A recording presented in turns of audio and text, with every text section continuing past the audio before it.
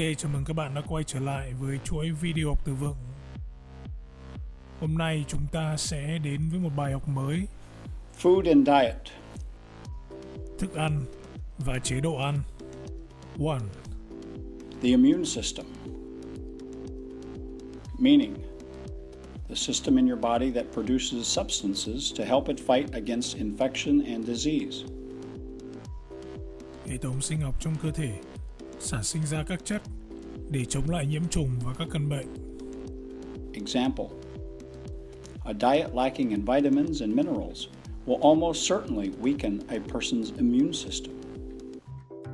Một chế độ ăn thiếu vitamin và các khoáng chất sẽ gây suy yếu hệ miễn dịch. 2. A chemical preservative. Hóa chất bảo quản. Meaning, a substance used to prevent food from deteriorating. Hóa chất dùng để ngăn thực phẩm hư hỏng. Example, the juice contains no artificial or chemical preservatives, so drink it within the next 2 or 3 days. Nước hoa quả này không có chứa hóa chất hay chất nhân tạo bảo quản, cho nên hãy uống nó trong 2 đến 3 ngày sắp tới. So artificial coloring and flavoring. Chất tạo màu và chất tạo vị nhân tạo. Meaning, any colors or flavors added to food in order to make it look more attractive or to enhance the flavor. Các loại màu và hương vị được thêm vào thực phẩm để nhìn hấp dẫn hơn hoặc để gia tăng hương vị. Example, consumers today expect food to look attractive and to have a distinctive taste. So artificial coloring and flavoring is often used in the food production process. Người tiêu thụ hiện nay rất thích thực phẩm trông hấp dẫn và có hương vị đặc biệt, cho nên chất tạo màu và hương liệu thường được sử dụng trong quá trình chế biến thực phẩm. 4. Food labeling. Nhãn thực phẩm. Meaning, the listing of ingredients on food packets or cans. Danh sách các thành phần được in trên hộp hay bao bì của sản phẩm. Example, food labeling should be clear in order for consumers to make informed choices about the food that they buy. Nhãn thực phẩm cần phải rõ ràng để người tiêu dùng có được thông tin và lựa chọn sản phẩm họ mua. 5. Food processing. Chế biến thực phẩm. Meaning, the treatment of food in order to make it ready for sale. Xử lý thực phẩm để có thể đem bán. Example, the growth of the food processing industry has meant that most of the food that we eat is neither fresh nor locally produced. Sự phát triển của ngành công nghiệp chế biến thực phẩm đồng nghĩa với việc đa số thức ăn mà chúng ta ăn không còn tươi hay được sản xuất tại địa phương nữa. 6. Shelf life. Thời hạn sử dụng. Meaning, the length of time that food can be kept before it's too old to be sold. Thời gian có thể lưu trữ thức ăn trước khi nó quá đắt để đem bán. Example, supermarkets throw away a lot of food simply because its shelf life has expired and it is no longer fit for sale. Các siêu thị bỏ đi rất nhiều thức ăn đơn giản là vì chúng đã quá hạn sử dụng và không còn thích hợp để đem bán nữa. 7. A food retailer. Nhà bán lẻ thực phẩm. Meaning, a business which sells food to the public. Cửa hàng kinh doanh thực phẩm. Example, with the expansion of supermarkets, local food retailers have disappeared from many neighborhoods. Với sự mở rộng của các siêu thị, các nhà bán lẻ thực phẩm tại địa phương ở nhiều vùng miền đã dần biến mất. 8. Organic food. Thực phẩm hữu cơ. Meaning, produced without using artificial chemicals. Được sản xuất mà không phải sử dụng các hóa chất nhân tạo. Example, the production of organic food causes less damage to the environment, and many people also claim that it is more nutritious. Việc sản xuất thực phẩm hữu cơ gây ra ít tác hại đến môi trường hơn và nhiều người cho rằng nó có nhiều chất dinh dưỡng hơn. 9. Genetically modified, GM, food, thực phẩm biến đổi gen, meaning food made from plants that have been genetically changed in order to produce more or in order to protect them from diseases or pests. thực phẩm có nguồn gốc từ thực vật đã bị biến đổi gen để có năng suất cao hơn hoặc có khả năng chống chịu sâu bệnh tốt hơn. Example, there is growing public concern over the environmental consequences of producing genetically modified food. Hiện nay dư luận đang ngày càng quan tâm về những hậu quả ảnh hưởng tới môi trường từ việc sản xuất thực phẩm biến đổi gen. 10. Free-range eggs, free-range meat, or free-range products. Sản phẩm chăn thả tự nhiên, Meaning, related to a system in which animals are kept in natural conditions and can move around freely. hệ thống chăn nuôi gia súc gia cầm trong điều kiện tự nhiên được chăn thả tự do. Example, consumers who buy free-range products, such as eggs or chickens, often do so because they oppose factory farming. Những khách hàng mua sản phẩm chăn thả tự nhiên như trứng hay là gà thường là do họ phản đối cách chăn nuôi công nghiệp. 11. Food poisoning, Ngộ độc thực phẩm, meaning a stomach illness as a result of eating food containing harmful bacteria. đau bụng do ăn phải thực phẩm có chứa vi khuẩn gây hại. Example, in order to prevent cases of food poisoning, local authorities must regularly inspect places in which food is prepared or sold to the public. Để có thể ngăn ngừa các ca ngộ độc thực phẩm, thì chính quyền địa phương phải thường xuyên kiểm tra những nơi sản xuất và bán thực phẩm. 12. Fast food chains, Chuỗi thức ăn nhanh, meaning groups of shops owned by the same company serving food to the public. nhóm các cửa hàng bán thức ăn nhanh cùng một chuỗi công ty, tập đoàn. Example, healthy eating means avoiding eating out at fast food chains like McDonald's or Pizza Hut. Chế độ ăn lành mạnh nghĩa là tránh đi ăn ngoài ở các chuỗi thức ăn nhanh như McDonald's hay là Pizza Hut. 13. Junk food, Đồ ăn vặt, meaning food that is quick and easy to prepare and eat, but that is thought to be bad for your health. đồ ăn chế biến và có thể ăn nhanh nhưng thường là không tốt cho sức khỏe. Example, the consumption of too much junk food is a major factor in the increase of childhood obesity. Việc tiêu thụ quá nhiều đồ ăn vặt là một trong những lý do dẫn đến gia tăng bệnh béo phì ở trẻ em. 14. A lack of calories to meet his or her energy needs. Thiếu calo để cung cấp đủ năng lượng cần thiết cho cơ thể. Meaning, not having enough calories in one's diet to provide all the energy that a person uses. Không đủ calo trong khẩu phần ăn để cung cấp đủ năng lượng mà một người cần trong hoạt động hàng ngày.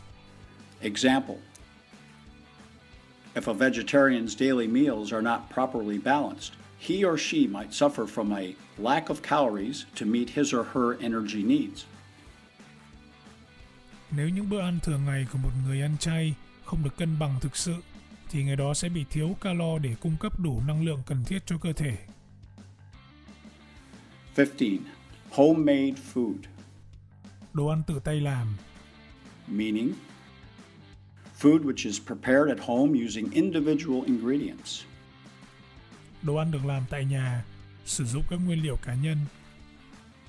Example, in developed countries, the young generation must rediscover the art of preparing homemade food as a part of a healthy lifestyle. Ở các nước phát triển, thế hệ trẻ phải tự khám phá lại nghệ thuật của việc tự chuẩn bị các món ăn tại nhà như là một phần của một cuộc sống lành mạnh.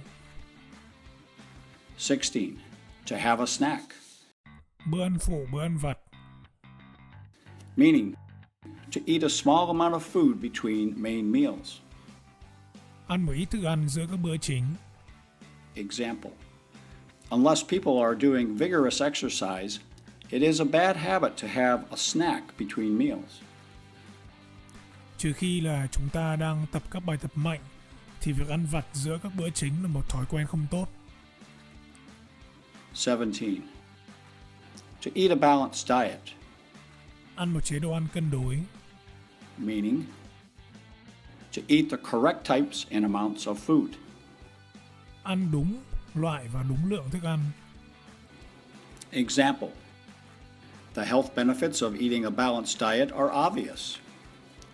Những ích lợi cho sức khỏe khi ăn theo một chế độ ăn cân đối là rất rõ ràng. 18. A vegetarian diet, Chế độ ăn chay, meaning a diet with no fish or meat. chế độ ăn mà không có cá và không có thịt. Example. If everyone in the world followed a vegetarian diet, there would be no hunger or starvation. Nếu như mọi người trên thế giới ăn theo chế độ ăn chay thì sẽ không còn nạn đói và chết đói. 19. A vegan diet, Chế độ ăn chay hoàn toàn, meaning a diet without any animal products such as meat, milk, or eggs. một chế độ ăn mà không bao gồm tất cả những sản phẩm đến từ động vật như là thịt, trứng, sữa. Example, many people active in animal rights movements worldwide follow a vegan diet because they believe that we should not exploit animals. Nhiều người thuộc phong trào đấu tranh cho quyền động vật trên thế giới thì ăn theo một chế độ ăn chay hoàn toàn vì họ nghĩ rằng chúng ta không nên bóc lột động vật. 20. To go on a diet, Ăn kiêng, ăn theo một chế độ thực đơn, meaning to eat less or to eat only certain types of food in order to lose weight. ăn ít hơn hay chỉ ăn một số loại thức ăn nhất định để có thể giảm cân. Example, many people in the West eat too much and from time to time have to go on a diet. Nhiều người phương Tây ăn quá nhiều rồi thỉnh thoảng họ lại phải ăn kiêng. 21. To follow a recipe, Nấu ăn theo một công thức, meaning to cook a meal using instructions. nấu một món ăn theo một hướng dẫn nào đó. Example, whether you follow a recipe or make something up as you go along, I think cooking is a very creative pastime.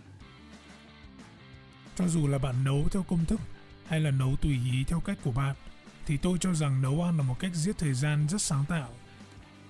22. Chinese cuisine, Thực phẩm Trung Hoa, meaning a type of food that is traditional in China. You can write Italian cuisine or Vietnamese cuisine in the same way. các món ăn theo phong cách truyền thống của Trung Quốc, có thể nói là thực phẩm Việt Nam hay thực phẩm Ý tùy theo cách của bạn. Example, Chinese cuisine is an important part of the traditional culture of the country. Thực phẩm Trung Hoa là một phần quan trọng trong văn hóa truyền thống của nước này. 23. A diet rich in, Một chế độ ăn giàu cái gì đó, meaning a diet which contains a lot of something. một chế độ ăn có chứa nhiều chất gì đó. Example, a diet rich in fiber, such as dried fruits, helps to keep people healthy and active. Một chế độ ăn nhiều chất xơ như là các loại hoa quả sấy khô thì giúp cho người ta khỏe mạnh và năng động. 24. A diet low in, Một chế độ ăn nghèo nàn một chất gì đó, meaning a diet which contains very little of something. một chế độ ăn có chứa rất ít một cái gì đó. Example, to prevent obesity, people should avoid overeating and eat a diet low in fats and sugar. Để ngăn ngừa béo phì thì mọi người nên tránh ăn quá nhiều và ăn một chế độ ăn ít chất béo và đường. 25. A low calorie diet, Một chế độ ăn ít calo, meaning a diet of food which does not produce a lot of energy, measured in calories, when you eat it. một chế độ ăn không sinh ra nhiều lượng calo khi mà bạn ăn. Example, Those who are overweight should follow a low-calorie diet. Những người thừa cân thì nên ăn theo một chế độ ăn ít calo. 26. To count calories, Tính số calo. meaning to monitor the food that you eat for low calories, to control or reduce your weight. Kiểm soát lượng thức ăn mà bạn ăn có hàm lượng calo thấp để kiểm soát hoặc giảm cân nặng. Example, slimmers who are trying to lose weight sometimes take this very seriously and count the calories in everything they eat and drink each day.